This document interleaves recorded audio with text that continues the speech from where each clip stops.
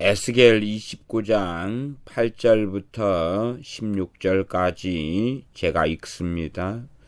그러므로 나 주 여호와가 말하노라. 내가 칼로 내게 임하게 하여 내게서 사람과 짐승을 끄는즉 애굽 땅이 사막과 황무지가 되리니 그들이 나를 여호와인 줄 알리라. 너가 스스로 이르기를 이 강은 내 것이라 내가 만들었다 하도다.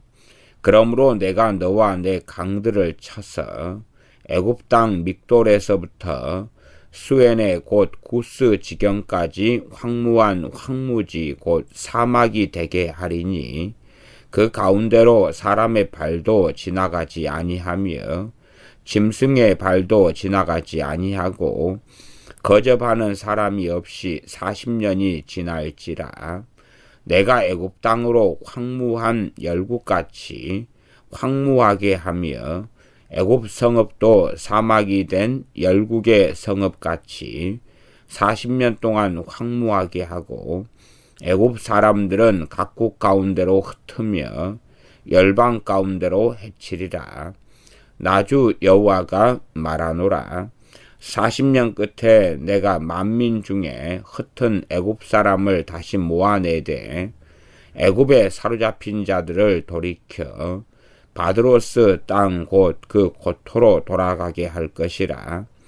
그들이 거기서 미약한 나라가 되되 나라 중에 지극히 미약한 나라가 되어 다시는 열국 위에 스스로 높이지 못하리니 내가 그들을 감하여 다시는 열국을 다스리지 못하게 할 것임이라.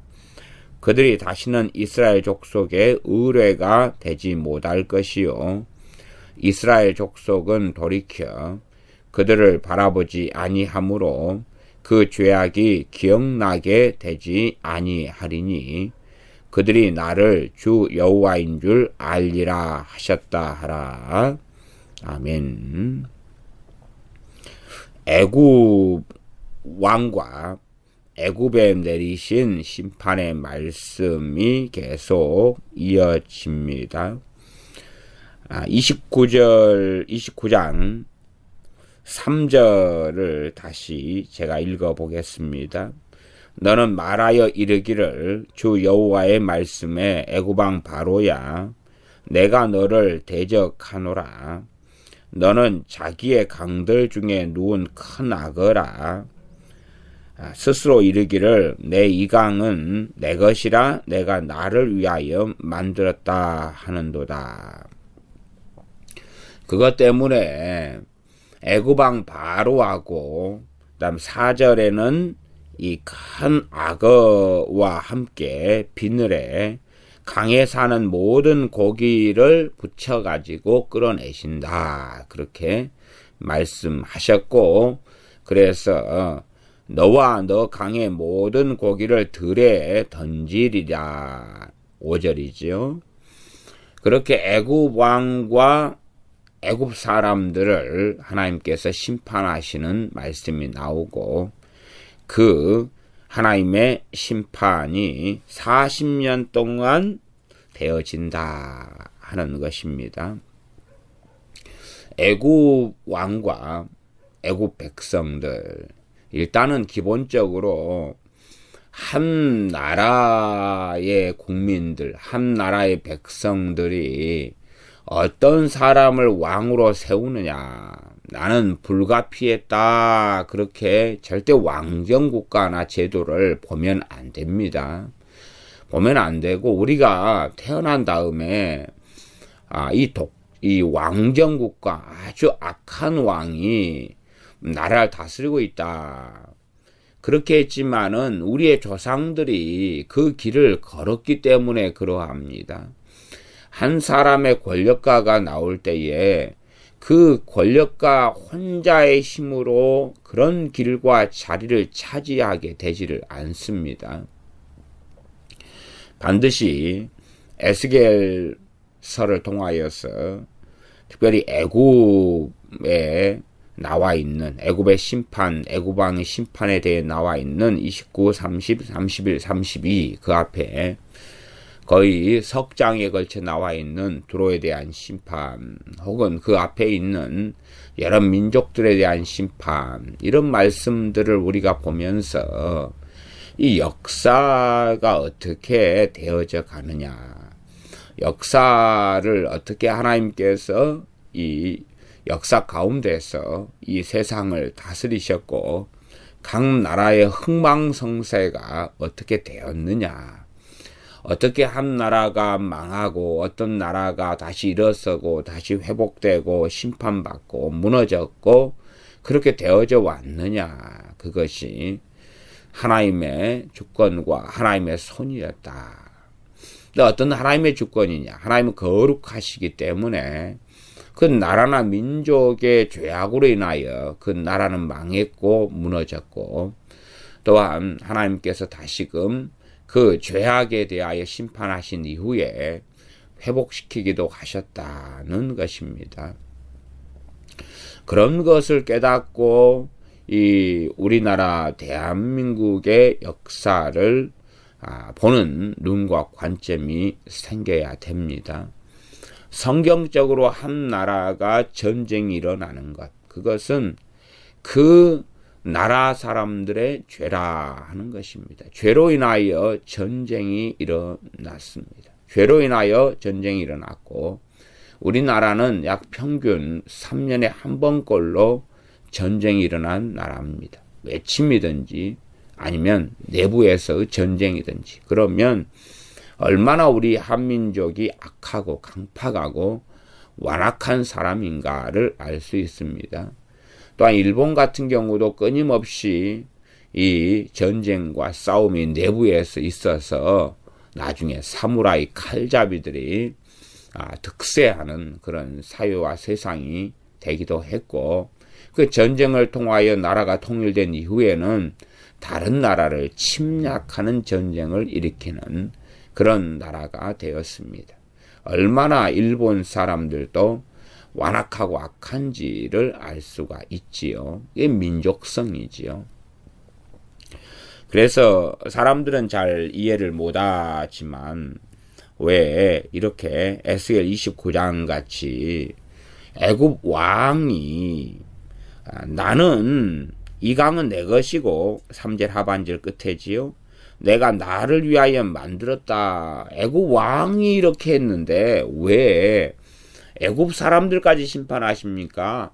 애굽 왕만 심판하면 되지요. 그러나 결코 이 한 나라의 제도는 사람들이 연합하여 세운 것입니다.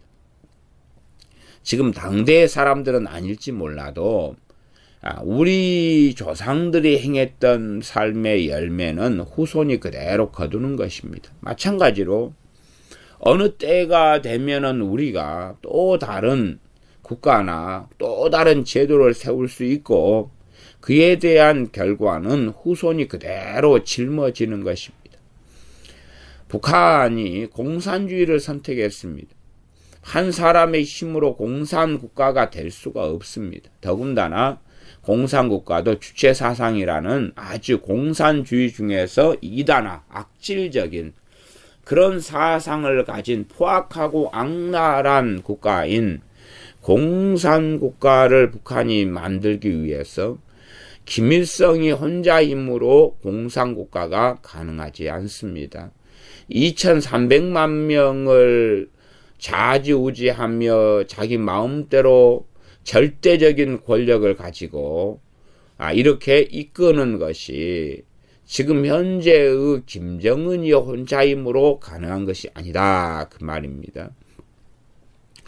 그 앞에 어느 때에는 일제시대부터 독립군들에게 과거에 소련에서부터 많은 이 돈을 투자하면서 독립군들에게 공산주의를 집어넣고 독립군들이 유감스 없게 기독교인들과 또한 믿지 않는 사람들도 함께 공산주의를 받아들여서 일제시대 때부터 학자층 속에 공산주의가 만연하였고 해방된 이후에도 그러하였습니다. 이 남한은 하나님의 은혜가 아니었으면 남한도 함께 공산주의가 될 수밖에 없었고 얼마나 공산주의가 강력했고 그것이 이 민족을 지배했는지는 실상은 이 돌아가신 김구 선생도 잘 인식하고 알고 있어서 이 나라가 공산화될 것을 김구 선생은 내다보고 김일성 측에 결국은 그렇게 항복하는 그런 길을 걸을 수밖에 없었습니다.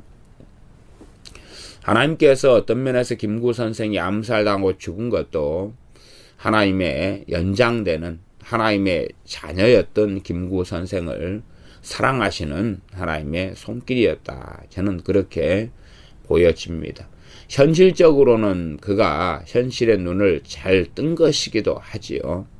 그러나 하나님께 계속하여 쓰임받는 길과 삶의 길은 유감스럽게 걷지 못하였습니다.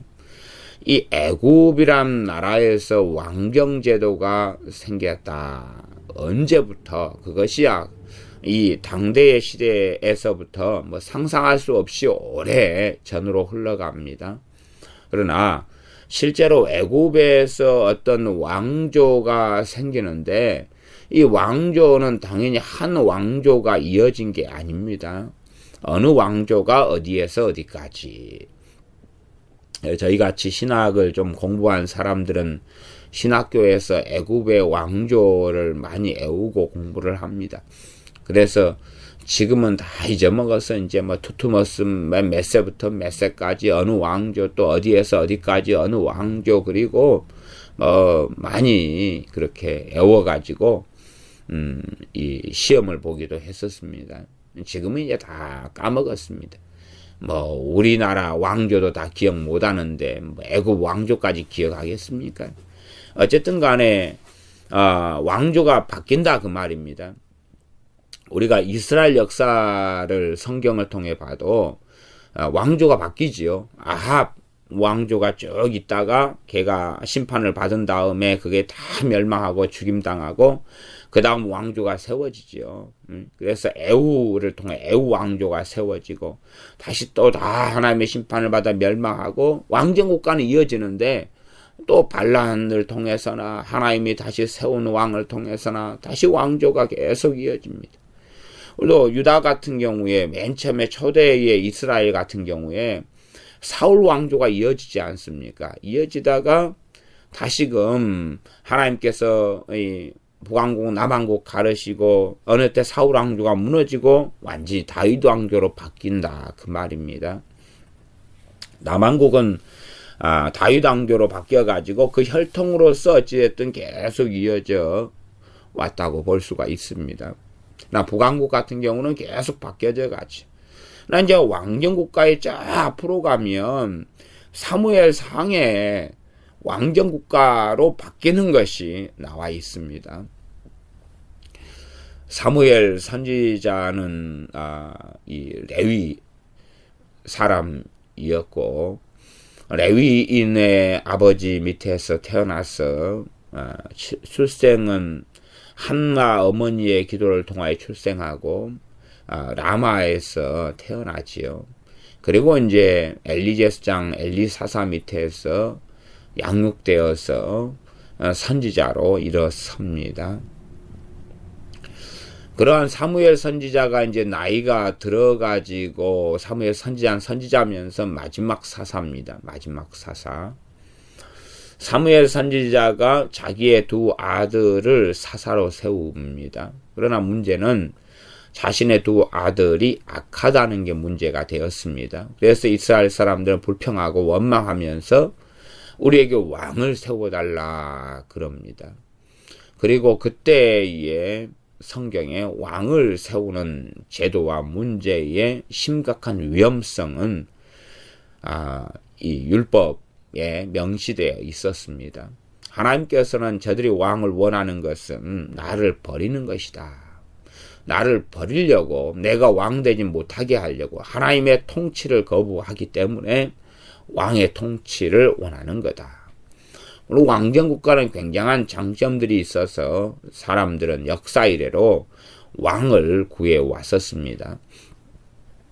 왕이라는 권력을 가진 사람이 있어야지만이 거기에 사람들 가운데 이 군사들을 뽑아내가지고 이 나라를 지키고 외적의 침략을 방어하지 않습니까? 그러나 왕이라는 권력자가 없을 때는 그런 것이 쉽게 되지 않습니다. 지금 우리나라야 민주주의 국가의 형태를 유지하지만은 또 시대가 또 달라지고 바꿔지면 다시 언제 왕정으로 바뀌게 될지는 모릅니다. 실제로 우리는 요한계시록을 통하여 전 세계가 이 짐승과 또 다른 짐승이 일어나고 그 적그리스도를 통하여서 이 적그리스도가 전 세계의 모든 권세와 권력을 가지는 것을 봅니다. 그것을 다시 말하면 이사 이래로 존재하지 않았던 그러한 전 세계가 소위 말하면 왕정국가의 형태가 된다는 것을 알 수가 있습니다. 그래서 나중에 짐승에게 절하고 경배하고 짐승의 우상에게 절하고 경배하는 그런 사람들에게만 표를 주어서 그 표를 통하여 상거래를 하고 그렇게 장사를 하고 사고 팔고 매매할 수 있게 되어지고 그런 사람들의 그 표가 666 표였고 그를 통하여서 영원한 멸망과 진노와 심판을 받게 된다라고 성경 요한계시록에 기록되어 있는 것을 우리가 봅니다. 그렇게 매매를 하지 못하게 표를 받지 않으면 짐승에게 경배하고 섬기지 않으면 매매를 하지 못하게 만들어버리는 절대 권력자를 소위 말하면 왕이라고 할 수 있죠. 그렇게 전 세계가 어느 때에 경제적인 공황 등등을 통하여서 다시금 절대 권력자인 왕정으로 회귀하게 되는 일이 나중에는 결국은 벌어집니다. 그러면 어리석은 사람들은 정치나 이러한 것의 발전사가 국가의 발전사가 지금은 민주주의 사회니까 여기에서 더 아름답고 멋있게 발전할 것이다. 이렇게 좋은 관점을 가지지만 그건 말이 되지 않습니다. 또 나아가서요. 민주주의라는 것, 그래서 이 공산 세력도 민주라는 단어를 굉장히 좋아합니다. 인민민주주의죠. 인민민주주의. 프롤레타리아 혁명을 이야기하는 것입니다. 프롤레타리아, 인민, 노동자 계급이 이 사회를 뒤집어 엎어버린다는 것입니다. 노동자 계급이 지배하고 다스리는 사회, 노동자 계급들이 모든 재산을 얻게 되는 사회, 노동자 계급들이 이 사회의 이러한 자본가 계급이 가지고 있는 돈들도 다 약탈하고 빼앗아버리고 그들을 죽여버리거나 아우지 탄광 같은 강제 수용소에 집어넣어버리는 그런 사회. 그래서 다시는 자본가 계급이 일어나지 못하게 되는 사회. 그러면 자본가 계급이 없다. 다시 말하면 회사가 없고 회사 사장이 없다. 그러면 무엇으로 물건을 만들고 생산을 할까요? 어디에서요? 국가에서 해야 되겠죠? 국가에서는 이제 누가 그러면은 통치를 하죠? 노동자 계급이 통치를 할까요? 노동자 계급이 누가 하죠? 당연히 절대 권력자가 하죠. 그래서 북한은 어떤 말로는 왕정국가예요. 왕정국가. 그러나 정말로 왕정국가예요. 왕정국가인데 아주 그냥 악한 왕이 세워져 있는 왕정국가고 그러한 왕정국가를 지금 3년째 하고 있는 것입니다. 사람들은 북한이 왕정국가라는 생각 자체를 못하지요. 그냥 공산국가고 그리고 많은 사람들에 의하여 그 회의 같은 걸 하지요. 공산당원들을 모아가지고 그렇게 해서 지배되는 국가 형태라고 생각합니다. 그러나 북한은 왕정국가입니다. 그리고 그 왕정국가, 독재 왕정국가, 아주 법이 없는 악랄한 왕정국가를 누가 세웠고 누가 만들었습니까? 북한 주민들이 만든 것입니다. 그러면 그걸 무너뜨리는 것도 누가 해야 됩니까? 북한 주민이 해야 되어집니다. 나아가서 그러한 부분에 있어서 남한 사람들이 아무리 대신 회개하고 그건 다 거짓말인데 중보기도 하고 그건 반드시 한계를 가지고 있고 그렇게 되지 않습니다. 북한 사람들이 스스로 일어나 가지고 하나님께 엎드리고 기도해야 됩니다. 뭐 탈북자들이 도망을 쳐온다. 그래서 한다. 그건 자기가 살기 위해서 도망쳐 오는 것입니다. 탈북자들을 다 비하하기 위해서 하는 이야기는 아닙니다. 본질적으로 그들이 하나님께 엎드리고 그들이 하나님께 구하며 바르게 서면 하나님께서 이 독재의 왕정 국가인 북한을 무너뜨리시고 좀 더 좋은 제도나 혹은 김정은이 김일성이 김정일이보다 좋은 왕을 하나님이 세우실 수 있는 거지요. 이러한 것, 그래서 하나님이 세우시는 것과 사람이 세우시는 것이 함께 공존해 갑니다. 이게 신비죠, 신비.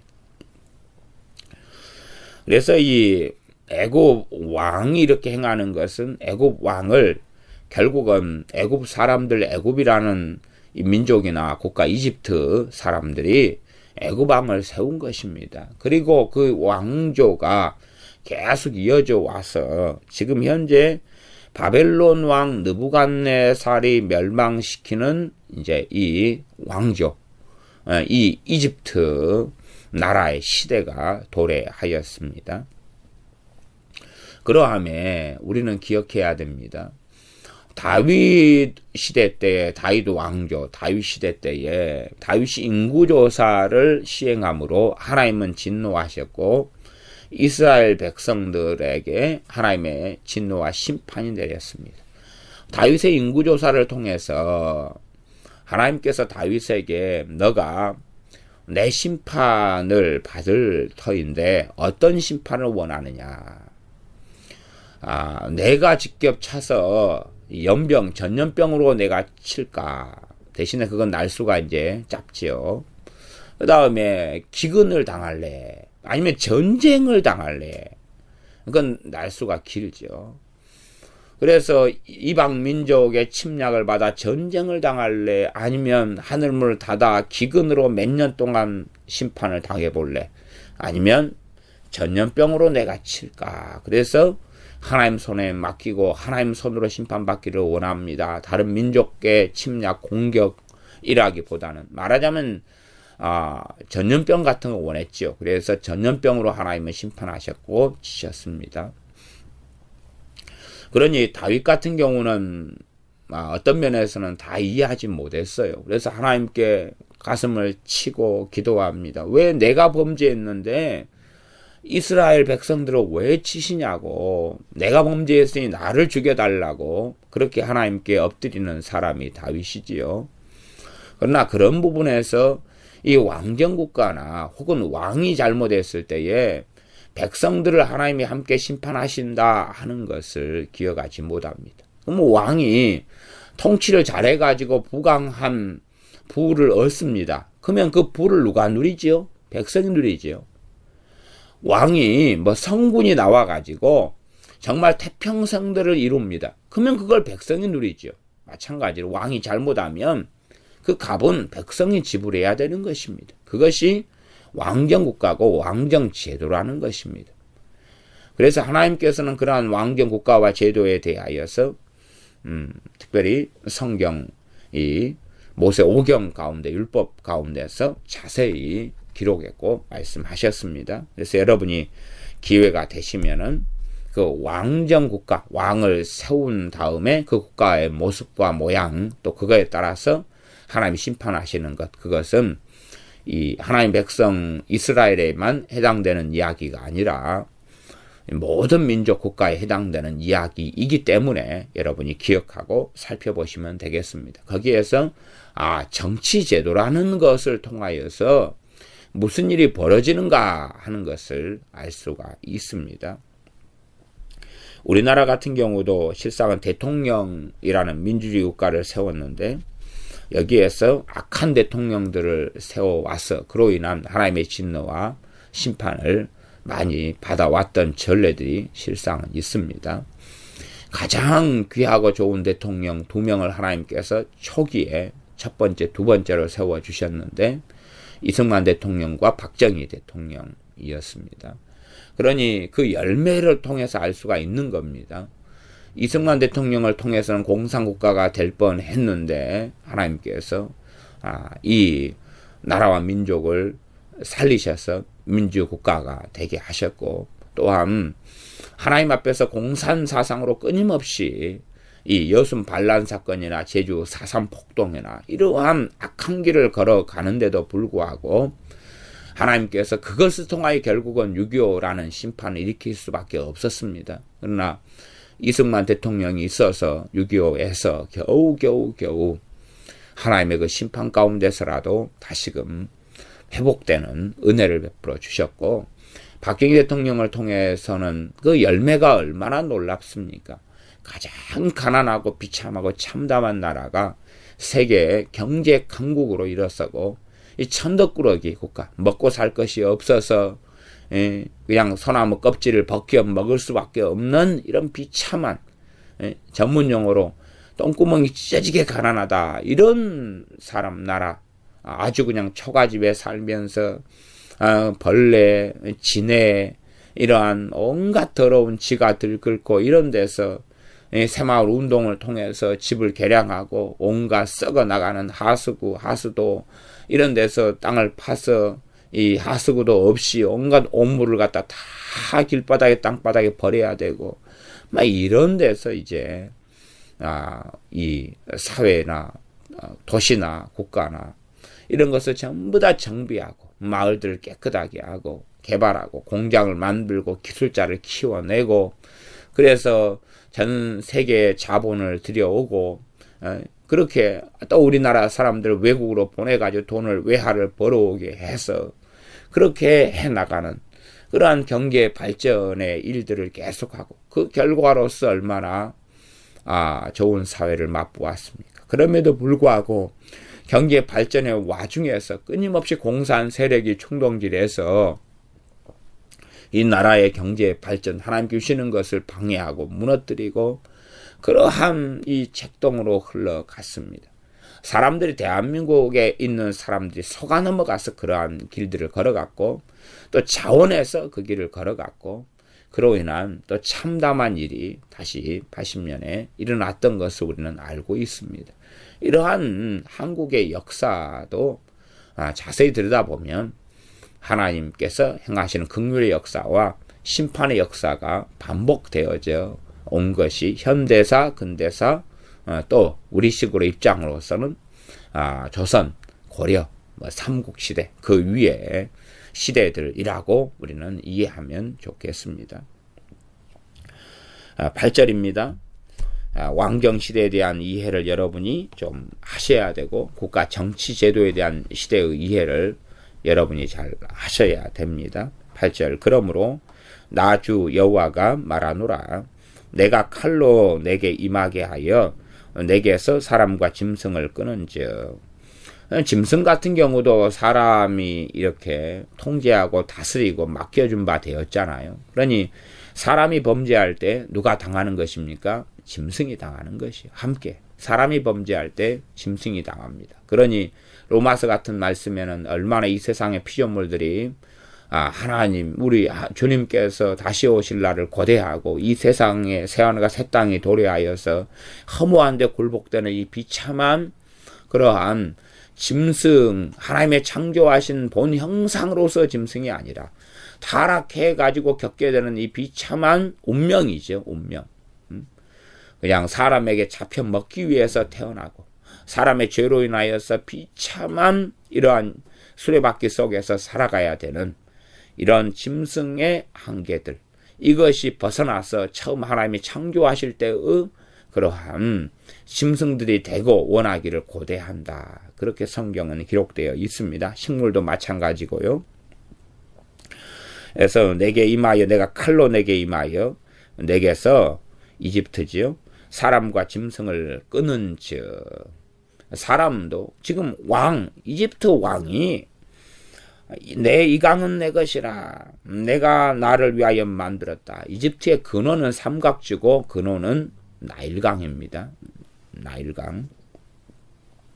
그래서 그 강의 풍족함, 풍성함, 거기에서 나오는 아래에 기름진 평야, 삼각주로 인하여서 이 이집트가 만들어지고 국가가 형성되고 거기에서 이집트 사람들은 왕을 옹립하고 세우게 되어집니다. 그 선택의 길로 인하여서 왕이 결정하고 선택한 그것은 결국은 백성들이 선택한 것이 되어지고 왕이 행한 것은 왕이 행한 범죄가 있다면 그것은 백성들의 범죄로 바로 이어지고 왕이 선하고 바르게 행하는 것은 백성들이 바르고 선하게 행하는 것과 직결되어 갑니다. 그렇기 때문에 이 이스라엘 백성들이 사사시대를 거쳐갈 때는 사사가 선하고 깨끗하고 바르면 백성들도 구원을 받았고 하나님 앞에서 좀 더 바르게 섰고 많은 사람들이 천국으로 갔지요. 또한 사사가 죽을 때까지 그들은 보호받았고 평안했고요. 그 다음 사사가 이들이 범죄하고 하나님을 떠나서 사사가 없어지고 그러면 이들은 침략당하고 노예가 되었고 비참하게 살아갔었습니다. 또한 심지어는 악한 자를 사사 비슷하게 세워놓으면 하나님의 진노와 심판을 받아서 이스라엘이 비참한 고난의 길을 걸어갔었습니다. 유다와 이스라엘도 마찬가지였습니다. 북왕국 이스라엘의 악한 왕들이 세워졌을 때에 정말 비참한 일들, 또한 첫째는 그들이 신앙과 믿음, 하나님을 섬기고 예배하는 데서 떠나버리는 가장 참담한 비극이 일어났던 일들을 봅니다. 나는 무지하다, 책임이 없다, 태어날 때부터 왕에게서 태어났는데 왜 이런가? 그래서 조상이 하는 그것은 후손의 삶을 짊어지고 행하는 것입니다. 마찬가지로 지금 우리가 행하는 그것은 우리의 다음 세대, 그 다음 세대, 그 다음 세대를 대표하여 행하는 것이기 때문에 똑바로 살고 똑바로 행하고 똑바로 판단하고 그렇게 해야 됩니다. 그것이 역사인 것입니다. 그래서 역사는 굉장히 중요합니다. 9절 애굽 땅이 사막과 황무지가 되리니 그들이 나를 여호와인 줄 알리라. 그러면 우리가 지금의 애굽 땅, 지금의 이집트에 예를 들어 뭐 성지순례를 간다, 뭐 어떻게 해도 애굽 땅이 황무하게 되었다. 그러면 이러한 애굽 땅이 황무하게 되었다면은 다시금 복귀하고 회복한다는 것이 쉽지 않은 일입니다. 더군다나 지금 이곳은 중동과 연결해서 팔레스타인을 이어서 북아프리카에 들어가죠. 그렇게 아프리카 위쪽이고 아주 기후적으로 더운 지역인데 그런 데에서 황무케 된다는 것은 다시금 회복하기가 굉장히 어렵다는 이야기하고 비슷해질 수도 있습니다. 그러면 지금의 이집트보다 과거는 정말로 더 아름답고 좋았다 하는 이해도 해볼 수 있겠습니다. 애굽 땅이 사막과 황무지가 되리니 그들이 나를 여호와인 줄 알리라. 너가 스스로 이르기를 이 강은 내 것이라 내가 만들었다 하도다. 너가 지금 애굽 왕 바로한테 일러라. 그리고 3절이 시작했었습니다. 애굽 왕 바로야 내가 너를 대적하노라. 그렇게요. 그래서 다시 애굽 왕 바로가 어떠한 악한 길을 선택했느냐 다시 반복하는데 너가 스스로 이르기를 이 강은 내 것이라 내가 만들었다. 이것이 얼마나 큰 교만이고 악한 죄인지 3절 그 다음에 9절에서 반복적으로 애굽 왕 바로의 이 악한 교만에 대하여서 이 강은 내 강이라 내 것이라 내가 만들었다. 그러니 어떤 면에서 이 봉이 김선달 같은 사람이 속임수를 써가지고 대동강물을 팔아먹었잖아요. 애굽 왕 바로가 이 강은 내 강이라 그러면 이제 애굽 사람들은 애굽 강을 젖줄로 삼아가지고 먹고 마시고 살고 농사짓고 살고 물을 끌어와서 농사짓고 고기를 잡고 사니까 이 강이 내 강이라 그랬으면 뭐 역사적인 사건까지는 제가 다 모릅니다만은 그런 일도 벌어지지 않았겠습니까?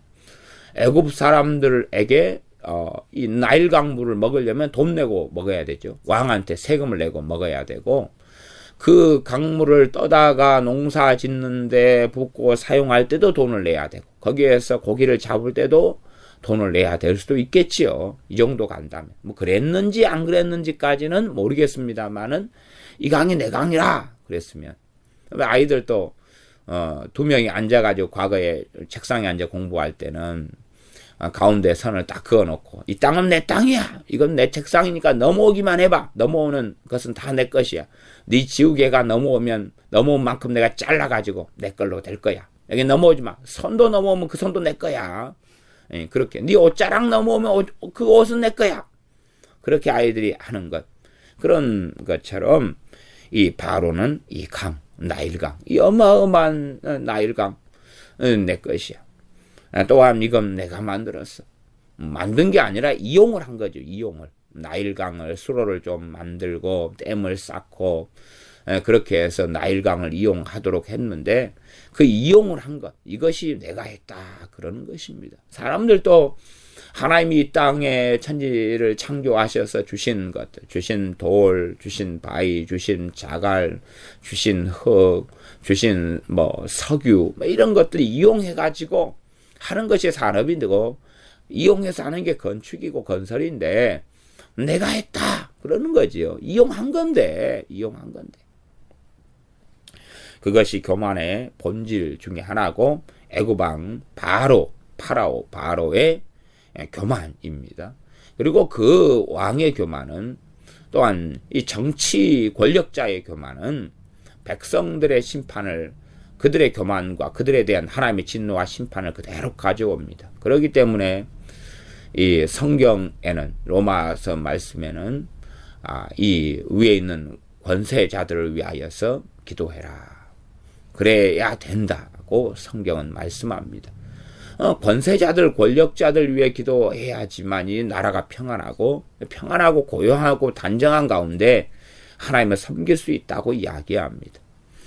이 권세자들, 권력자들, 이 통치자들이 잘못된 길을 걸어갈 때 그 열매와 그 책임이 반드시 백성에게도 있다라고 하나님께서는 선언하고 말씀하고 계시는 것입니다.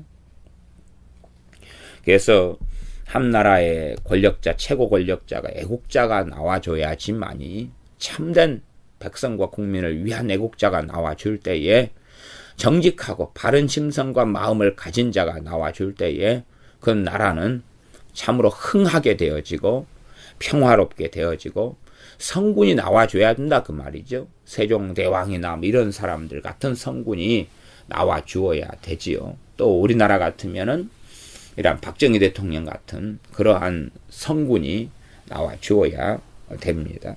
참된 애국자가 나와주어야 되지요. 역사를 왜곡하는 사람들은 박정희 대통령을 죽일 사람, 또 독재자, 그렇게 생각하는데 참 어리석은 생각이죠. 말하자면 민주주의에 심취해가지고 내가 주인이다, 내 맘대로 자기 혼자 모래알이 돼가지고 그런 입장에서 보는 거예요. 그런 입장에서. 민주주의는 결코 진리가 아닙니다. 또한 민주주의가 좀 더 나아가가지고 나온 것이 공산주의예요. 좀 더 나아간 것이. 민주주의라는 사회에서 나만이가 되는 게 아니라 거기에서 집합성을 가지고 나온 게 민주주의예요. 그러나 모래알처럼 흩어져가지고 결국은 내 목, 내 소유, 내 것, 그렇게 하니까 이제 노동자 계층이 그 무서운 사상에 현혹돼가지고 동조해버리는 것이. 참된 민주주의보다 더 놀라운 민주주의가 있다. 그게 프롤레타리아 혁명을 통한 인민민주주의다. 그렇게 해서 어차피 한 나라와 사회에서는 노동자 계층이 가장 많아요. 그러니 다수를 현혹시켜버리는 거죠. 더 발전된 정치 형태인 것처럼. 그러나 그것은 미혹된 정치 형태였고 그것이 공산주의이라는 사실을 알아야 됩니다. 그러하지 어리석게 그냥 공산주의도 좋은 거고 민주주의도 좋은 거고 혹은 다른 거다. 정치 형태가 다른 거다. 그렇게 생각하면 멍충이 바보입니다. 멍충이 바보예요. 그냥 차라리 다른 거다 그러려면 왕정 제도하고 민주주의 제도가 서로 다른 거다. 그래서 사우디 같은 경우는 아직도 왕이 다스리고 통치하지 않습니까? 그렇게 다른 거다. 그렇게 가면은 이해할 수가 있어요. 그런 형태로 가면 다른 거다. 그렇게 말할 수 있어요. 그 다음에 이제 공산주의 같은 경우도 뭐 맨 처음에 소련에서 볼셰비키 혁명을 통해 일어난 이런 공산주의 말고 지금 현재 중국이 쓰고 있는 공산주의 방식은 민주주의와 공산주의를 섞어버린 것입니다. 그래서 시장 경제를 도입해가지고 그렇게 섞어버린 거예요. 그렇게 해서 끊임없이 그들이 중국의 공산주의가 모델로 삼은 것은 박정희 대통령의 경제 개발이고 새마을 운동입니다. 그것을 통하여 경제의 발전을 꾀하지 않으면 이 중국의 13억이 넘는 사람들이 먹고 살 수가 없는 거예요. 공산주의 가지고는 먹고 살 수가 없고 살아남을 수 없는 게 중국이라는 어마어마한 이 땅덩어리와 많은 국민들이지요. 그렇기 때문에 지금 현재의 이제 중국의 공산주의는 과거 소련의 공산주의하고는 다른 겁니다. 그러나 한편으로는 이제 자기 민족, 중국이라는 한민족의 민족적 이기주의는 굉장히 강합니다. 자, 그러면 이제 정치제도 이야기는 그만하고 넘어가겠습니다. 여러분이 그런 부분에서 왕정이나 민주주의 국가나 뭐 이런 부분에서 지도자가 어떤 일을 걸어갔을 때에 그에 대한 결과를 국민이 반드시 하나님 앞에 책임져야 된다. 그렇기 때문에 과거 이스라엘에 대해서도 지도자들, 레위 제사장들, 또 선지자들이 타락했고 부패했을 때도 그 책임을 누가 져야 돼요? 국민이 져야 돼. 교회로 이야기하면 목회자가 타락하면 그 책임을 누가 져야 돼요? 교인들이 져야 돼. 목회자가 부패했고 죄 가운데 나아가면 그 책임과 결과는 목회자로 결코 끝나진 않아요. 반드시 교인들이 그 책임을 져야 돼. 이게 목회자가 성령의 기름 부음을 잃어버리면 누구들도 잃어버리는 거예요. 함께 교인들도 잃어버리는 거예요. 그게 교회라는 구조고 주님이 세운 교회의 시스템이라는 것을 이해해야 돼. 그러지 주의 종이 목회자가 죄짓고 타락하면 목회자의 문제지 나는 하나님께 1대1로 서는 거야. 그런 사람들도 그냥 말하자면 어떤 면에서는 인민 같이 공산주의 사상이나 혹은 이상한 민주주의에 거기에 빠져버리고 미혹됐다. 그렇게 볼 수밖에 없습니다. 그러지 교회 안에 민주주의를 도입한다. 이렇게 되어서 교회의 분란의 중심이 되기도 하고요. 그래서 맨날 회의하잖아요. 회의에. 나아가서 목회자가 타락하고 잘못돼 버렸을 때 또한 계속된 심각한 문제가 일어납니다. 이것도 하나의 교회도 정치 제도지요. 그래서 장로 정치를 할 것이냐, 회중 정치를 할 것이냐, 막 등등의 여러 교회 안에 제도들이 생겨났습니다.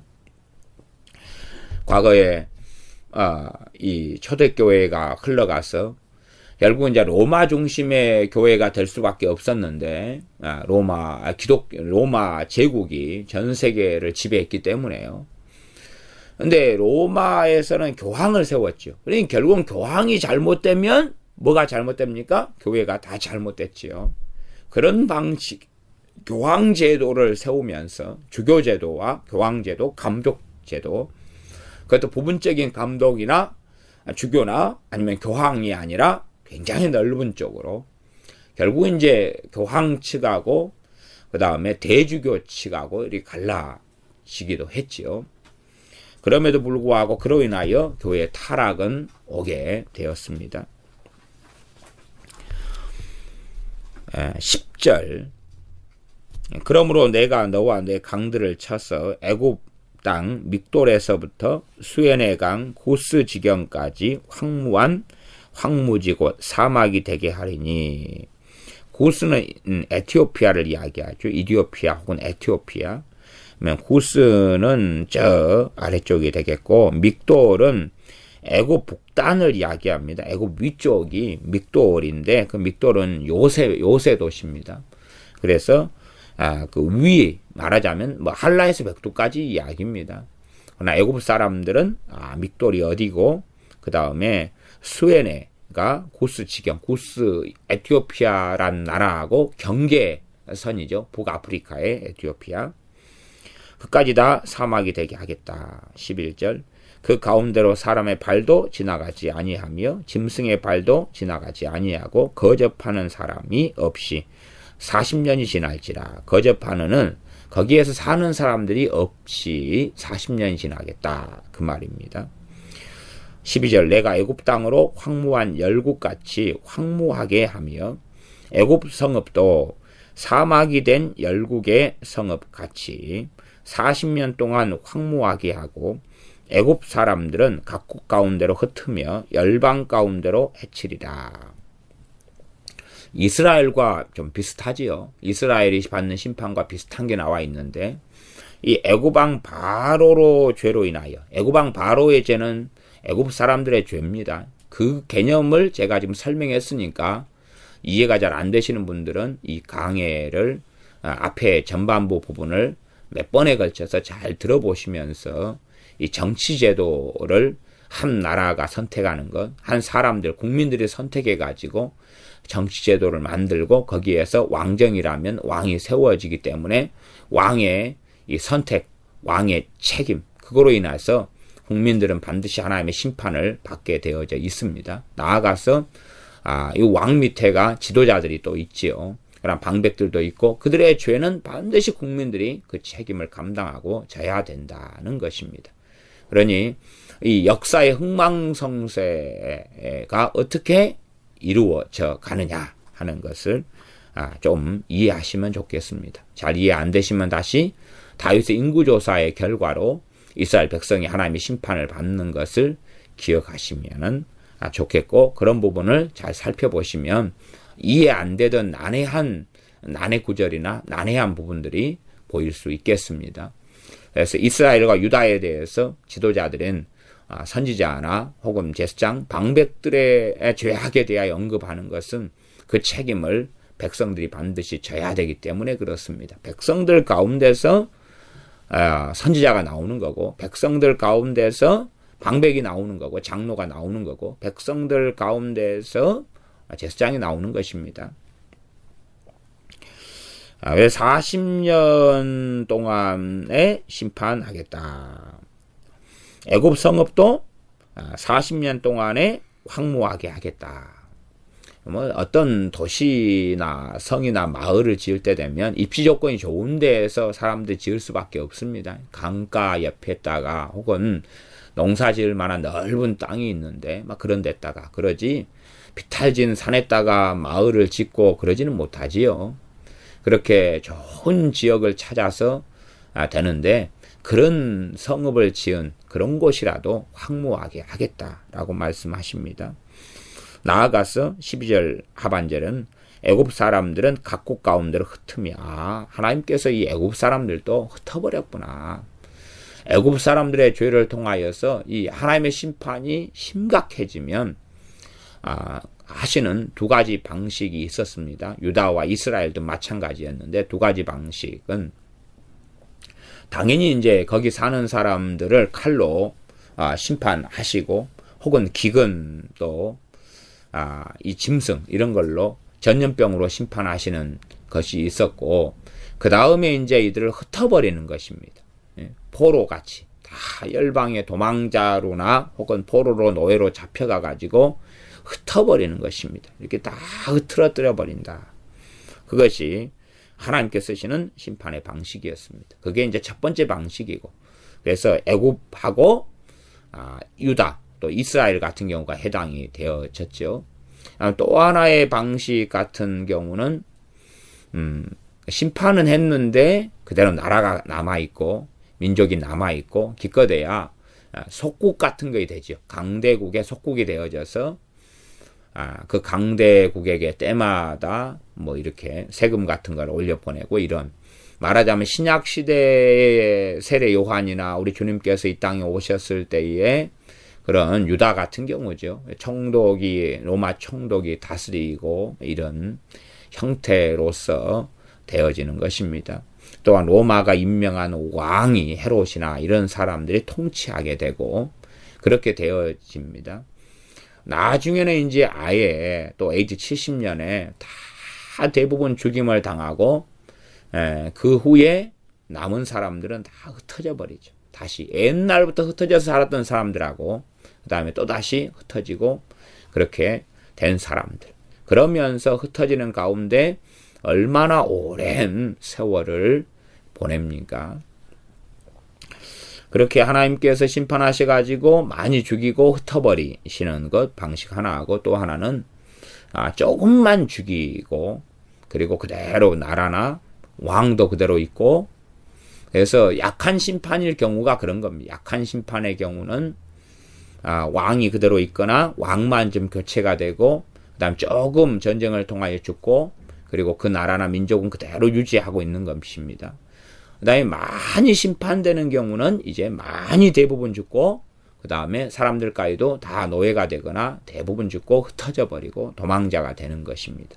그래서 그런 크게 아주 큰 심판하고 그 다음에 심판이 임했는데 좀 그것보다는 약한 심판 그렇게 두 가지 경우로 제가 설명을 드리겠습니다. 뭐 그거보다 이제 더 무서운 심판이 노아의 시대 때 하셨던 물로 심판하시는 홍수하고 대홍수죠. 그리고 대환란 불로 심판하시는 그런 것도 있습니다. 또 그보다 더 가장 약한 것 이런 것은 뭐 징계들 같은 게 있겠습니다. 우리나라가 경험했던 IMF나 이런 것도 대통령을 잘못 세웠다. 그것이 기본적인 것입니다.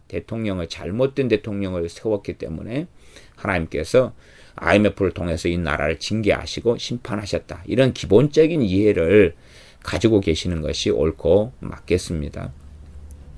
또 한편으로 저는 그렇게도 생각합니다. 뭐 그냥 제가 혼자 생각하는 것이니까 저 사람은 저 손목사는 저렇게 생각하는갑다. 그렇게 생각하시면 좋겠습니다.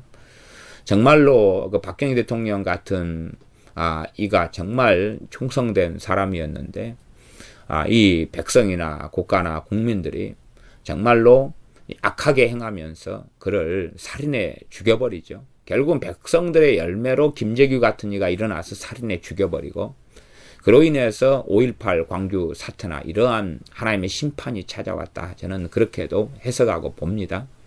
그러니까 제 혼자 그냥 해석하는 거니까 여러분이 여러분 나름대로 역사에 대하여 한번 해석하고 생각해 보십시오. 내가 역사에 대한 팩트, 사실들을 가지고 첫째는 사실을 알아야 되고 두 번째는 사실을 가지고 성경적으로 역사 해석을 할 수 있어야 됩니다. 우리는 다 역사가가 돼야 되지요. 그래서 말씀을 배우면서 역사를 배우고 하나님께서 우리에게 이 전 세계를 통치하시고 이끌어 가시는 하나님의 역사를 지배하시고 다스리시는 거룩한 하나님의 행보를 보게 되는 것입니다. 그래서 이 이집트 같은 경우는 하나님께서 정말로 많이 죽여버리시고 각국 가운데로 흩으며 열방 가운데로 해치리라. 해치는 것도 다 흩어버리는 그런 것입니다. 이렇게 심판하시는 것을 보고 13절 나주 여호와가 말하노라 40년 끝에 내가 만민 중에 흩은 애굽 사람을 다시 모아내되. 여기에서도 두 가지 양상이 있습니다. 그래서 한 나라를 멸망시켜 버린 다음에 민족 자체도 없어져 버리고 다시 그 나라가 세워지지 않는 경우하고요. 그 다음에 또 하나는 다시 회복되는 경우하고. 그래서 이렇게 다시 회복되는 이런 경우가 굉장히 드뭅니다. 이스라엘은 언약 백성이고 선민이기 때문에 나라를 잃어버리고 멸망당한 다음에 거의 몇 년 동안 몇 년 만입니까? 1900년. 이 정도 만에 다시금 1948년에 팔레스틴의 이스라엘이 세워지지요. 이집트 같은 경우도 이렇게 다 흩어져 버린 다음에 다시 그 민족이 모여가지고 나라가 세워지는 것은 하나님만이 하시는 것인데 40년 만에 이런 일이 벌어졌다. 그러니까 우리나라 일제시대 같은 경우는 우리가 흩어진 게 아니잖아요. 일부는 이제 연해주로 가기도 하고 또한 만주로 가기도 하고 또 연변으로 가기도 하고 그랬지만은 여기에 우리나라 사람들이 다 한반도에 살고 있었습니다. 흩어진 게 아닙니다.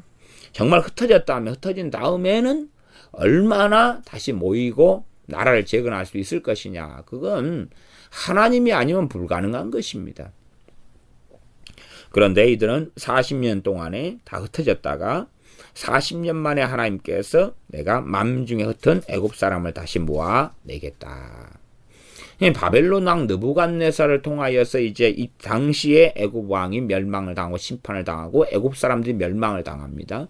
그리고 다 포로 끌려가고 도망자가 되고 흩어져 버리지요. 황무케 되는데 40년 만에 다시금 나라가 형성되고 모아지는데 이게 하나님의 손으로 일어난 일이고 하나님께서 행하신 것입니다. 그러니 40년이다. 잘 기억하셔야 됩니다. 40년. 40년이란 단위를 기억하라는 게 아니고요. 생각해 보십시오. 제가 주일날 사람은 우연히 태어난 존재가 아니다 그랬습니다. 우연히 태어난 존재가 아닙니다. 어떻게 하나님께서 사람들의 영혼을 창조하시며 또한 사람의 자유로운 선택에 의한 결혼 그런 걸 통하여 애들이 태어나는데도 하나님께서 실제로 만드시며 빚으시며 그 영혼을 주시는지엔 신비입니다. 그건 알 수 없으나 우연히는 절대 아닙니다. 하나님의 예정과 하나님의 선택과 하나님의 주권 속에서 태어나는 것이고 말하자면 누가 태어나기로 예정돼 있다 이렇게 이해하시면 좋겠습니다. 그러니 우리가 결혼해서 혹은 우리가 자녀를 생산하고 낳았을 때에 남자니 여자니 형질이니 그런 건 정자니 난자니 그러지만 그래서 우연성으로 생각한다면 뭘 몰라도 한참 모르는 경우다 그 말입니다. 40년 동안이다 그러면 40년 동안에 흩어져 가지고 살고 그전엔 다 죽지요. 40년 동안 이제 살아난 애굽 사람들 생각해 보십시오. 40년 동안 살면서 2세대가 태어납니까 안 납니까? 태어나죠. 2세대가 태어나죠. 한 세대가 30년이니까 20살짜리가 흩어져서 도망갔다 그러면 거기서 결혼할 것 아닙니까? 그러면은 거기에서 애가 태어났어요. 20살짜리가 도망가서 애가 태어났어요. 그러면 그 태어난 애는 이제 이 40년 동안이니까 40살 때까지는 타양살이죠. 40살 때까지는 나라도 없고 국가도 없고 노예살이고 타양살이고 그렇게 비참하게 살아가야 된다 그 말이에요. 태어날 때부터. 또한 타양살이를 20년째 한 다음에 20년째에 태어났어요. 그러면 그 아이는 20살 때까지는 노예로 살거나 20살 때까지는 다른 민족 가운데 천덕꾸러기로 비참하게 살아가는 것입니다. 20살 돼가지고 하나님께서 다시금 회복시켜 주셔가지고 이집트로 돌아와요. 자신의 고향 땅 고토로 돌아와요. 돌아오지만 거기에 뭐가 있습니까? 거기에 도시가 있습니까? 땅이 제대로 돼 있습니까? 다시 거기에서 굉장히 고생하면서 최소 몇십 년의 시간을 투자해가지고 겨우 땅을 일궈내야 되고 도시를 만들어내야 되지요. 성벽을 쌓아야 되고요. 그렇게 잘 해놓았으면 그러면 그 다음 세대의 사람들이 이제 거기에 또 다시 건축하고 세우면서 좀 더 나아져 가겠지요. 그러면 최소한 우리가 이집트에 관광을 가시는 분이나 이집트에 대한 사진들을 보면 이집트가 왜 이런 심판을 받았는지에 대한 것도 생각해 볼 수 있습니다. 사진을 보면 스핑크스가 나오고 피라미드가 나오고 그래서 애굽왕 바로가 자기가 신이다 그렇게 흘러가고 태양신이다 태양신의 아들이다 그러면서 죽으면 어마어마한 피라미드를 자기 무덤으로 삼아서 만들고 짓지요. 물론 이 애굽왕 바로는 죽은 다음에 피라미드를 쌓는 게 아니고 살아있을 때 영원한 영생 불사를 위하여 무덤을 만들어 놓지요. 그렇게 해서 왜 자기는 신이니까 내가 만들었다고 갔으니까 그러니 이 교만과 오만은 극에 달해 가는 것입니다. 그렇게 해서 자신은 결국은 하나님과 비기는 존재 절대 권력자로서 모든 것을 자기가 행한 존재 그래서 영생 불사를 꿈꾸고 사람들에게 신격화를 끊임없이 시켜나가지요. 과거에 이 김일성이 또 김정일이 김정은이도 끊임없이 자신에 대한 신격화를 해나가는 그런 작업을 하지 않습니까? 이번에 북한 김정은이 우상화에 대한 책이 어느 나라에선가 파키스탄에선가 어디선가 번역을 했대요. 그래서 북한 대사관에서 김정은이 책을 뭐 파키스탄 언어론가 김정은이에 대한 우상화 책을 번역을 해서 그것이 번역되니까 파키스탄 사람들인가 어느 나라인지 기억이 안 나는데 이번에 그냥 아주 비웃어 버렸대. 진짜 정신 나간 놈들 같으니라고 그랬다 그래요. 그 나라를 좋아하는 모양이죠. 그래서 그 나라 언어로 이제 해가지고 그 나라를 공산화시키려고 그랬을까요? 모르겠는데. 그렇게 해서 이 40년이 지나면 40년 동안에 태어나는 자녀들이 전부 다 그 책임을 져야 돼요? 안 져야 돼요? 책임을 져야 돼. 그래서 앞에 조상들이나 그 세대 사람들은 다음 세대 사람들의 인생과 삶을 책임지고 그러는 것이. 그러면 우리가 야 내가 태어났는데 가난한 집이다. 그러면 그건 내 책임인 거예요. 내 책임. 내 책임인 거예요. 또한 야 태어났는데 마귀역사가 많고 심하다. 내 책임이에요. 내 책임. 조상이 했던 것은 이제 내 책임으로 넘어왔어요. 바통이 내게 넘어온 거예요. 그러니 내가 마귀역사를 정리를 해야 되는데 가게 저주라는 걸 배우면서 잘못된 개념이 들어와 버리면 누구 탓입니까? 조상 탓이에요. 그러면 절대 그건 해결할 수가 없는 거예요. 조상 탓이면 해결할 수가 없는 거예요. 우리가 죄인으로 태어났어요. 누구 탓이? 아담 탓이에요. 아담 탓이. 아담 할아버지 당신 때문에 내가 죄인으로 태어나는 거잖아. 왜 그렇게 했어? 그러면 절대 죄의 문제를 해결할 수 없는 거예요. 내가 베드로처럼 주여 내가 죄인입니다. 나를 떠나소서. 정말로 내가 얼마나 죄인인지를 내가 깨닫고 자각합니다. 그럴 때에 구원의 역사가 일어나는 것입니다. 지금은 많은 사람이 제대로 회심하거나 거듭나거나 이렇게 되지 않고 종교인으로 많이 자녀들이 남아있는 이유는 아니 부모가 키울 때 자식이 얼마나 죄인인지를 깨닫게 해주지 않은 거예요. 말씀을 통해서. 율법을 왜 가르칩니까? 율법으로든 죄를 깨달음이니라. 말씀을 가르쳐가지고 얼마나 죄인인지를 깨닫고 알게 해줘야 되는데 야 너는 똑똑해, 너는 착해, 너는 의로워, 너는 사랑받을 만해, 칭찬받을 만해, 존재 자체가 너무 괜찮아, 좋아. 그렇게 껍질을 다 뒤집어 써주니 예배당에 나와서 예배드리고 기도하고 뭐 찬양하고 해도 지는 예수님이 자기 위해서 죽으실 만큼의 못된 놈이 아니거든요. 그러니 예배당에 출입하다가 마귀 자식으로 이 땅을 마치는 것입니다. 40년 동안에 어떤 아이는 열국에 흩어진 지 2년 만에 태어나면 39년 동안에 비참하게 살아야 되죠. 10년 만에 태어나면 30살 때까지 살아야 되죠. 그 다음 30살 때까지 산다 해도요. 이 애굽 땅에 돌아오는 것이 더 비참할 수가 있습니다. 당연한 것 아닙니까? 거기에서 이제 30년을 살았으면 거기에 기반을 만들어 놨을 거 아니에요.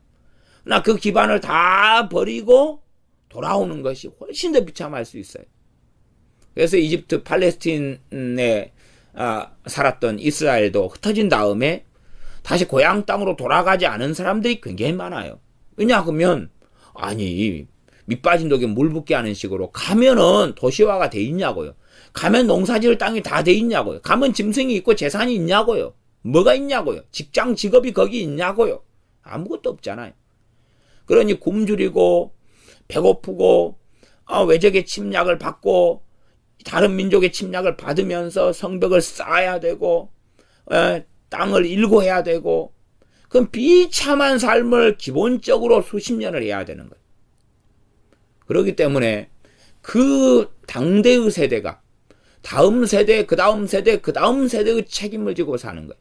지금 우리 세대가 역사적으로 우리는 뭐 과거에 국민교육헌장 있잖아요. 나는 민족의 역사적 사명을 띠고 이 땅에 태어났다. 이제 옛날에는 애웠는데 지금은 다 잊어먹었네.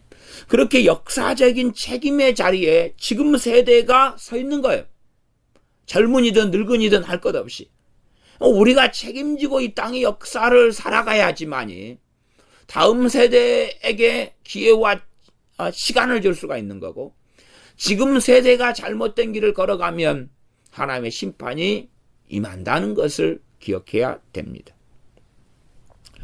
그래서 거듭하는 사람 없이 40년이 지나고 11절 하반절 12절에 40년 동안 황무하게 되고 40년이 이제 지나야지만이 애굽 사람들은 각국 가운데 흩으며 열방 가운데 해치리라 13절 나주 여호와가 말하노라 40년 끝에 내가 만민 중에 흩은 애굽 사람을 다시 모아내되 애굽에 사로잡힌 자들을 돌이켜서 바드로스 땅 곧 그 고토로 돌아가게 할 것이라. 그들이 거기서 미약한 나라가 되되 40년 끝에 하나님께서 만민 중에 흩은 애굽 사람을 다시 모아서 내겠다. 그래서 거기에서 다시금 애굽의 바드로스 땅, 바드로스는 애굽 남부에 있습니다. 그 땅, 남부니까 삼각도 있는 데죠. 거기에 있는 땅에서 다시금 나라를 세우게 해주겠다. 그러니 이 사람들의 자유의지에 의하여 자유롭게 죄를 짓고 그렇게 살아가지만 심판자는 하나님이시고, 그 다음에 그들이 자유의지에 의하여 다시 와서 나라를 세우죠. 그러나 하나님의 손길과 하나님의 은혜가 있기 때문에 나라가 세워지는 게 가능했다는 것이, 이 하나님의 역사하심과 사람의 자유의지가 어떻게 믹서돼 가지고 이것이 이루어지는지까지 우리 사람들은 다 볼 수 없고 알 수 없어요. 그러나 하나님은 공의로우시고 거룩하셔서 죄가 없는 방식으로 또한 사람들의 자유의지 가운데 어떻게 관여하시는가 하는 것까지 우리가 절대적으로 다 알지 못해요. 그러나 사람들의 자유의지에 하나님은 반드시 관여하십니다. 어떻게 관여하십니까? 아니, 죄 지으니까 죽이시잖아요. 그러면 사람들 자유의지는 영생 불사하고 싶잖아요. 그러나 이 땅에서 제거하고 죽이시는 거예요. 한 나라가 자신들은 계속하여 그냥 자기 나라를 유지하고 싶지만 하나님의 주권에 의하여 그들의 죄악으로 인하여 그들 심판에서 나라를 멸망시켜버리잖아요. 거짓 선지자는 자기 자유의지는 거짓 선지자로서 떵떵거리고 잘 먹고 잘 살고 천국 가는 거지요. 나 하나님도 자유의지가 있잖아요. 하나님의 자유의지는 그런 놈들을 때에 따라 끝장을 내버리시는 거죠. 그러니 하나님의 자유의지와 사람의 자유의지가 충돌할 때 하나님의 자유의지는 진리에 따른 거룩하심에 따른 공의에 따른 또한 때로 긍휼과 사랑에 따른 자유의지시지요. 사람의 자유의지는 제멋대로 뿔난 망아지처럼 이리 뛰고 저리 뛰는 것이고, 하나님 내 자유의지를 침해하지 마십시오. 그렇게 해봐야 하나님께서 사람들의 창조주이시다는 것을 기억하지 못하는 어리석은 일이 되고 말지요. 이제 40년 끝에 만민 중에 흩은 애굽 사람을 모아내가지고 그래서 이 포로로 사로잡힌 자들을 돌이켜서 바드로스 땅 곧 그 고토에 돌아가게 할 것이다. 14절에 있는 바드로스 땅은 과거에 애굽이 맨 처음에 나라를 세웠던 그곳입니다. 애굽이 나라를 세웠던 그곳. 우리가 백제 그러면 뭐 부여 그런가요? 신라 그러면 어디 막 그러고 경주 그런가요? 그렇게 각 나라를 세웠던 중심 거점이 있지요. 그것이 바드로스인데 그 땅으로 돌아가게 해주겠다 그 말이에요. 왜? 다 황무하게 돼버렸는데 맨 처음 다시 도시를 세울 만한 장소가 어디겠어요? 바드로스기 때문에 그러겠죠. 입지 여건이 다른 데는 다 황무하게 돼서 출발이 가장 사람 살만한 곳에서 도시를 만들어야 되고 성읍을 만들고 마을을 만들어야 되는데 그만큼 이 바드로스가 좋은 땅이다 그 말이죠. 맨 처음 바드로스 중심으로 해가지고 이집트란 나라를 세운 것처럼 대표를 세워서 왕을 삼았죠. 그런 것처럼 이 바드로스 땅이 40년 동안 황무한 중에서도 그나마 다시금 마을을 세울 만한 도시를 세울 만한 땅이었기 때문에 그래서 과거 이집트가 처음 시작했을 때 발원했고 국가가 세워졌을 때의 바드로스로 돌아가게 되지요. 거기에서 이제 미약한 나라가 된다. 아주 약하고 연약하고 보잘것없는 나라로 시작합니다. 15절 나라 중에 지극히 미약한 나라가 되어 다시는 열국 위에 스스로 높이지 못하리니. 성경에 다시는이 참 많이 나오는데 이거 굉장히 조심히 이렇게 해석하고 이해해야 되는 단어다라고 지난 시간에도 말씀을 드렸습니다. 다시는 열국 위에 스스로 높이지 못하리니.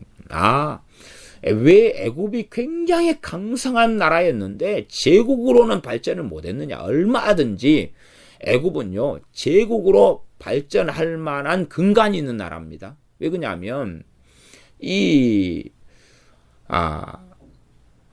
유프라테스강, 티그르스강 거기에서 아시리아나 아니면 바벨론이나 이런 제국들이 일어서지요. 왜? 그 어마어마한 강줄기라는 근원과 뿌리를 가지고 있어요. 말하자면 그냥 그 화수분 끊임없이 솟아나는 이러한 재산, 재물의 근원이 되어지는 그 강줄기들을 가지고 있다 그 말이에요.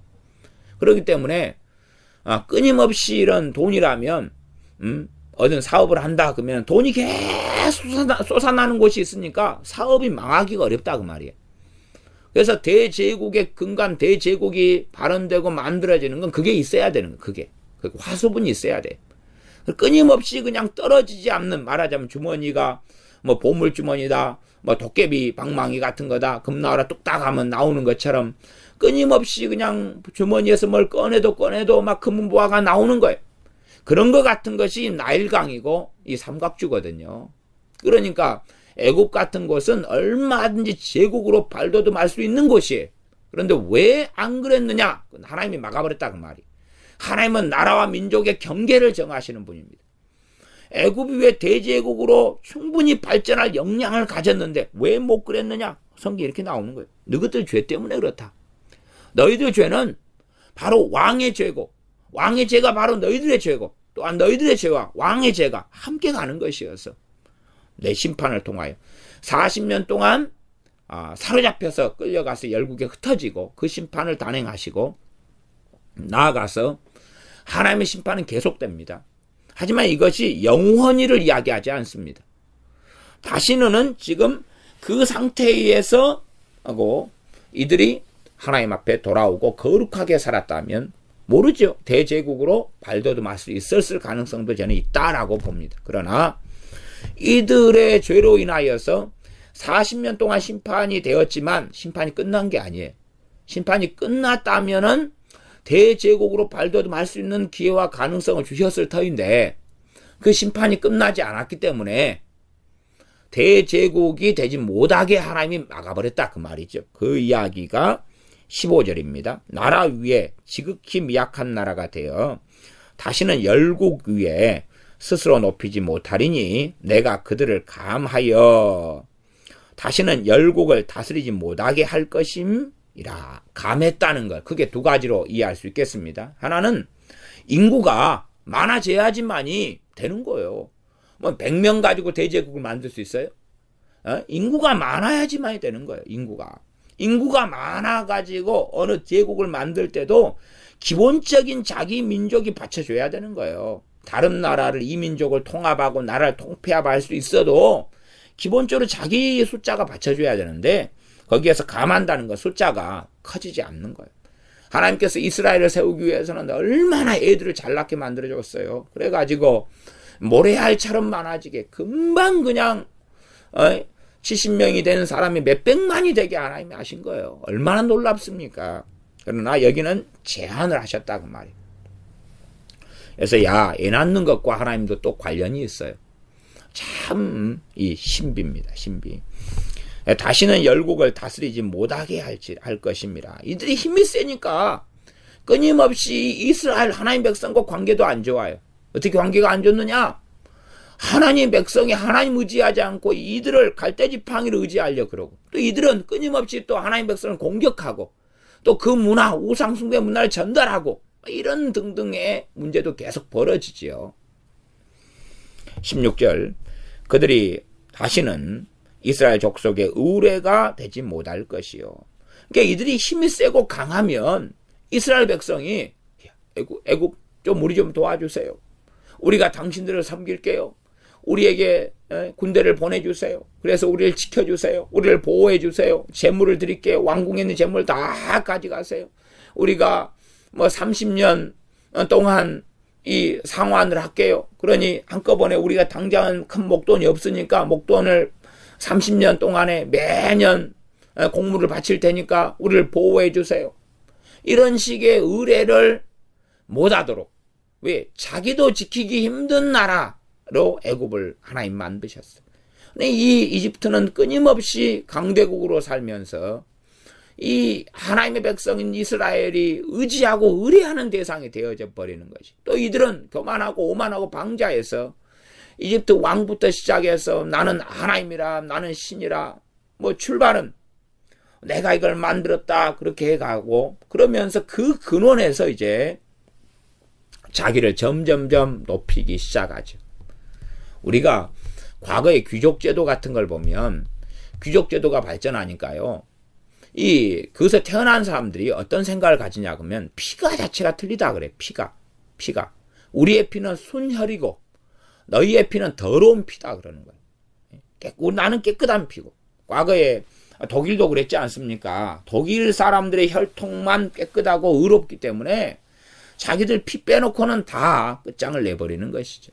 그런 것처럼 이 귀족 사상으로 갔을 때도 내 혈통은 피죠. 이 피가 얼마나 중요하냐. 그래서 뭐 신라시대 때 그러지 않습니까? 성골이니 진골이니 그래가지고 피가 얼마나, 무슨 피가요? 똑같은 피가 이제 그래가지고 이 성골 진골 피가 얼마나 반쪽이 튀었느냐, 온쪽이 튀었느냐, 아니면은 뭐 그냥 사생아, 왕이 낳은 사생아로 해가지고 저쪽 일반 서민하고 결혼해가지고 일반 귀족하고 결혼해가지고 피가 조금 흘러가고 막 그래가지고 그걸 따지는 거예요. 그러니까 성골 진골도 가면 걔네들도 미친놈들이죠. 결국은 그런 것이. 그런 것처럼 얘네들도 그렇게 끊임없이 절대 권력을 가지거나 혹은 귀족이 되거나 권력자가 되어지면 자기에 대한 우상화로 흘러갈 수밖에 없어요. 나는 차별하던 존재야. 너희들 천민들, 너희들 평민들하고는 종자 자체가 틀려. 종자 자체가. 그래서 이 종자 자체가 틀리다는 개념이 어디서 옵니까? 이게 족보거든, 족보. 족보가 그거예요. 이게 우리나라 족보는 종자 자체가 이래. 그래, 족보를 주장하는 것은 우리 피는 깨끗한 피야. 우리 피는 거룩한 피야. 그러니 족보를 주장하는 이 가문, 이건 책임을 지는 거예요. 무슨 책임을 집니까? 그들 가운데는 구원 얻는 하나님의 사람들이 거의 없어요.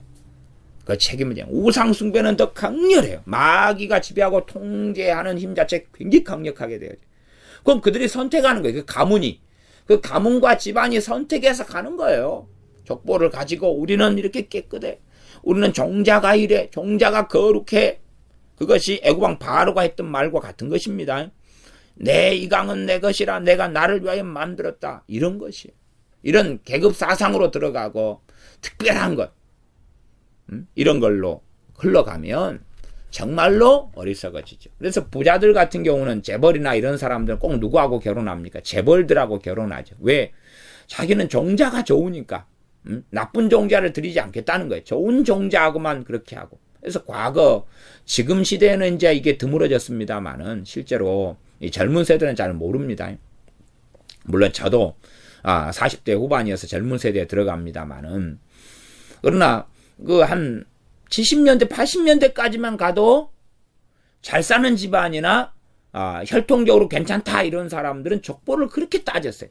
족보를 따져가지고 집안 내력이 어찌 되냐, 고하는 사람으로 취급을 하지 않았어요. 부모가 없고 족보도 없고 그다음 사생하고 이런 경우는 사람으로 취급하지 않았어요. 그 다음에 평민이고 성씨도 그냥 그 과거에 상민이 있었던 이런 성씨를 가진 사람들은 정말로 인정을 안 했어요. 천씨, 마씨, 골씨, 마골피부터 시작해가지고, 그래서 옛날에 우리는 피천득씨가 할 때도 피씨도 그런 성씨여가지고, 그럴 때 이런 사람, 피천득씨 같은 사람이 이제 유명한 작가가 되고 이러면서 그런 것을 희석시켜 왔어요. 봐봐라, 이렇게 피가 안 좋은 피라도 이렇게 똑똑한 사람, 지혜로운 사람이 나지 않느냐. 피 문제가 아니다. 그렇게 될 때까지가 정말로 많은 시간이 흘렀어요. 지금도 삭가 쓰고 사는 사람들 있잖아요. 이 피를 자꾸만 따지는 거거든요. 그렇기 때문에 잘못된 길, 잘못된 삶을 살아가게 됩니다. 16절, 그들이 다시는 이스라엘 족속의 의뢰가 되지 못할 것이요. 이스라엘 족속은 돌이켜 그들을 바라보지 아니하므로 그 죄악이 기억나게 되지 아니하리니 그들이 나를 주 여호와인 줄 알리라 하셨다라. 그들이 돌이켜서 그들을 바라보지 아니하므로 그 죄악이 기억나지 않는다. 자기들이 이제 애굽을 의뢰하려고 그래도 애굽이 강대국이 아니거든요. 이렇게 의지를 할 수 없는 거예요. 하나님께 항복하라 그 말이죠. 근데 애굽을 의지하게 되어지면 우리가 옛날부터 그랬는데 300년 전에 500년 전에 700년 전에 계속 그랬는데 다시는 이제 의지를 못하게 돼버리는 약소국이 돼버리니까 의지를 안 하니까 과거에 우리가 그런 죄를 지었는데 그런 생각을 못한다 그 말이에요. 한편으로는 야 우리 과거에 그런 이집트 의지하는 것처럼 악한 죄를 짓지 않았어.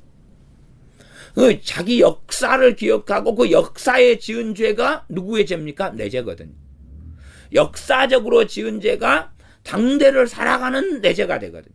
그래서 느헤미야나 에스라나 당대를 살아가면서 하나님께 열주의 죄를 가지고 회개한 거예요. 동일시 회개를 한 게 아니고 조상의 죄를 대신 회개한 게 아니라 자기의 죄를 가지고 회개한 거예요. 조상들이 지은 죄의 결과가 나타난 지금 과거로 돌아가면 조상들의 그 지은 죄가 자기의 죄이기 때문에 그래. 그런 왕을 세운 것이 자기의 죄고 500년 전의 이야기, 1000년 전의 이야기라도 그렇다고 말이에요. 그런 입장에서 이스라엘 족속이 돌이켜서 그들을 바라보지 아니하므로 그 죄악이 기억나게 되지 아니하리니. 그 죄악은 언제적 죄악입니까? 100년 전, 200년 전, 300년 전, 500년 전, 700년 전이잖아요. 그러나 그것을 이 당대의 사람들, 이스라엘 사람을 하나님 하나로 봐가지고 그들의 과거라고 이야기하시는 거예요. 그러니까 아니 하나님 500년 전의 이야기를 내 과거라니요. 하나님 이상한 이야기 하십니다. 아니 너 과거라니까. 너 과거라니까. 아니 하나님 내 나이 30살이에요. 어째 500년 전이 내 과거입니까? 아니 너 과거라니까. 그게 역사를 보는 하나님의 눈이에요. 나 사람들은 극히 이기적이 돼가지고 그래서 아니요 나는 30살짜리인데요. 나는 20살짜리인데요. 100년 전에 우리 민족이 지었던 것은 내 죄가 아니에요. 일본 사람도 그럴 거 아니에요. 아니 야 우리 조상들이 이 한국 누구 나라 식민지 삼았지 우리가 식민지 삼았어? 우리 야 내 나이 30밖에 안 돼야 내가 언제 그랬어? 내가 언제 그랬어? 에? 세계 2차 대전 일으켜서 막 여기저기 공격하고 야 정군 이합이 만들고 야 내 나이 40이여. 나는 태어날 때 그런 일 안 했어. 40살 동안에. 과거에 그것이 바로 네가 한 거야 라고 성경은 말씀하고 하나님 말씀하셔. 성경을 잘못 보는 사람들은 내 나이 20살입니다. 내가 뭔 죄가 있어요? 내 나이 50살입니다. 내가 뭔 죄 그랬어요? 그렇게 역사 이해를 잘못하고 살아가지만 바르게 역사 이해를 하면서 하나님께서 40년 동안에 이렇게 이집트를 열국 가운데 흩어버려가지고 심판하시는구나. 그러면 40년 동안 태어났던 사람들도 다 자기 죄 가운데 태어나는 거예요. 그래 책임을 져야 되는. 그게 에스겔 18장이에요. 제가 국가 공동체, 민족 공동체, 또한 집안 혹은 가정 이런 거에 대한 이렇게 가계 저주에 대한 부분에 잘못된 설명, 바른 이해에 대한 이야기도 많이 해왔어요. 그러면서 에스겔 18장에 각자의 영혼에 대한 책임은 각자만이 지는 거다라는 이야기까지 그런 부분을 함께 하여서 지금 말씀을 설명하였습니다. 기도하겠습니다. 사람들이 참으로 역사 이해를 잘못하고 끊임없이 자신을 서럽고 의롭다고 선하다고 만들기 위하여 나는 죄 짓지 않았습니다. 내 조상들이 그랬습니다.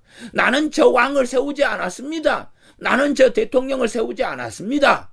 하면서 자신을 깨끗하다고 하나님께 주장하지만 하나님께서는 아니 너가 그렇게 했다고 너의 과거가 300년 전이고 너의 과거가 너 민족의 100년 전이다.